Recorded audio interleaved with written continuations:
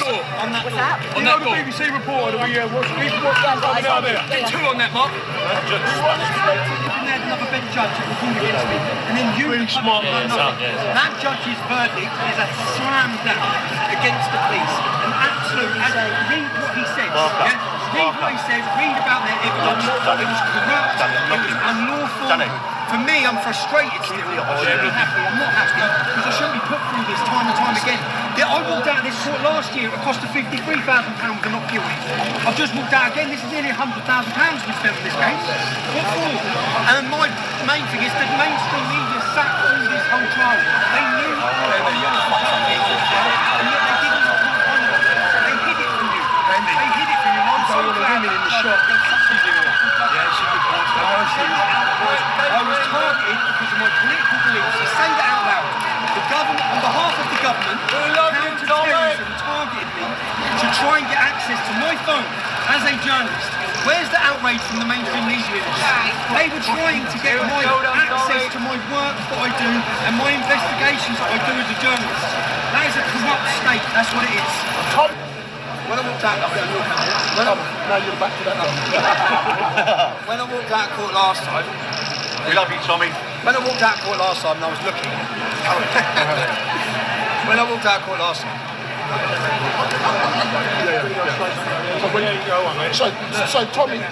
So Tommy, all I can say is thank you very much. It is great that you.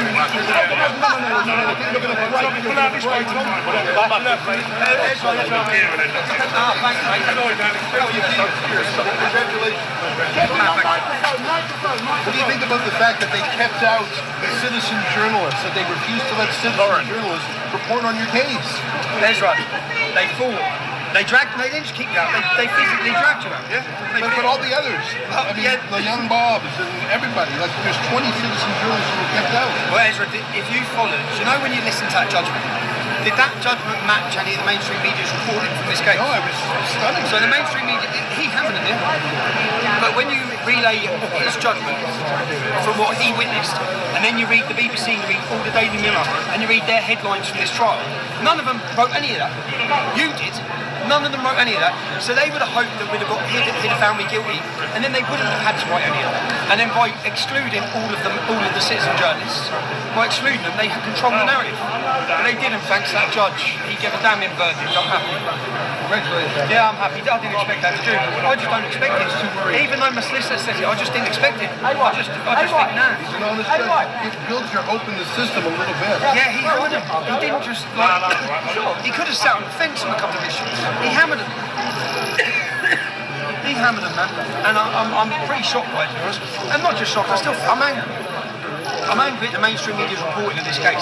When I was on trial, when you was here, they didn't report about you getting dragged out. No, they made it about driving an expensive car. So what?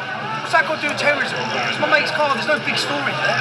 What's the story? This judge said you were targeted for your political beliefs and that's illegal. Do you think this will make it less likely that police will target you for your political beliefs? Or do you think the cops will ignore this ruling? How many people do you think will lose their job over this today? Nothing. No one. Who's going to be held to account for this? No one. This happened 12 months ago, Ezra. 18 months ago, we walked out of this court where we found that the same police, they use unlawful bail conditions, unlawful arrests. They found all that then. So, they found all that. Great to see you. Are you going to...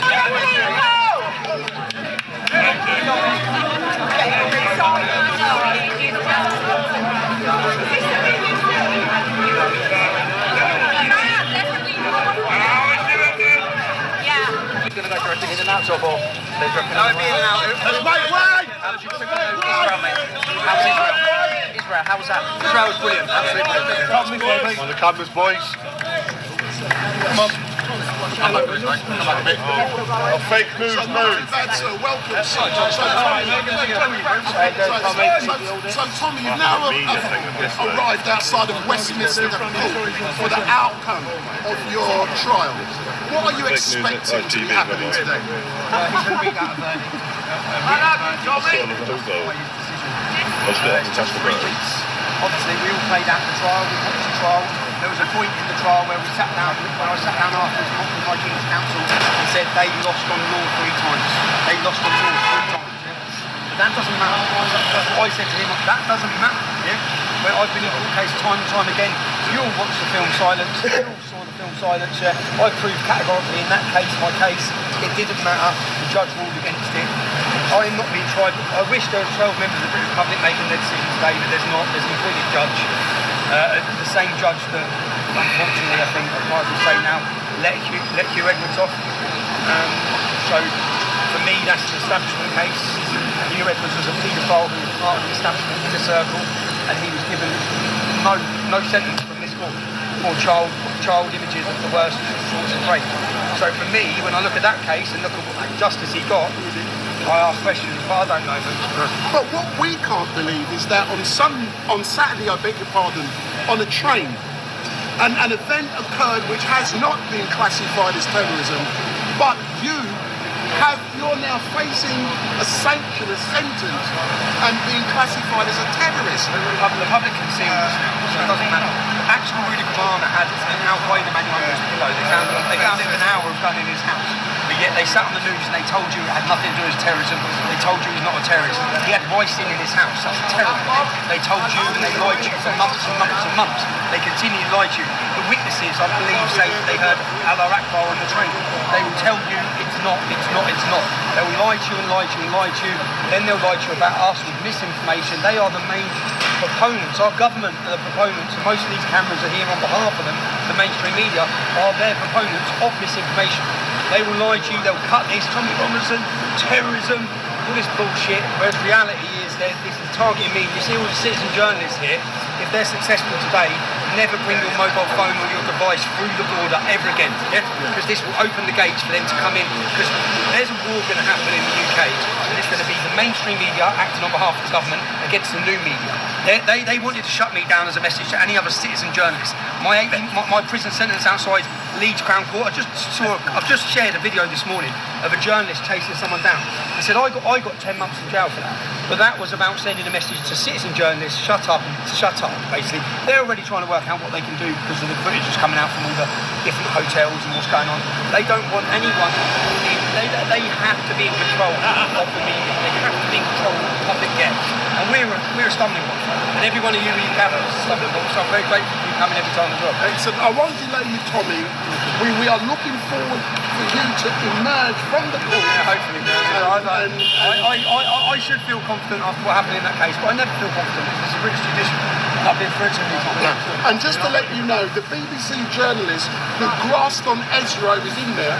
We invited him on your channel to make a statement before he went in, and he declined. Do you know what happened in this trial? I watched the security drag Ezra Levant. I was there. Journalist. They dragged him physically out of court to prevent him live reporting to the public. They dragged him out. I watched him. Stand there and watch him physically grab him out. That's how much they want control of what you know. So let's go out. Good luck today, Tom. That's coming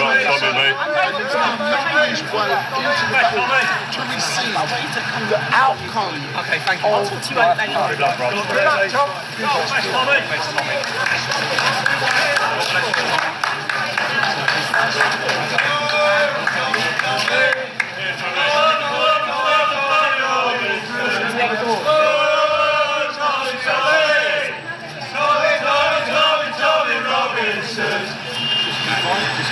I hope no more come to If not, too busy there, guys. While we're getting into the yes. Back out, Tommy. We'll see you in half an hour. Yeah, now hopefully. Thanks, Tommy. Here you go. Come in. I'll meet you up.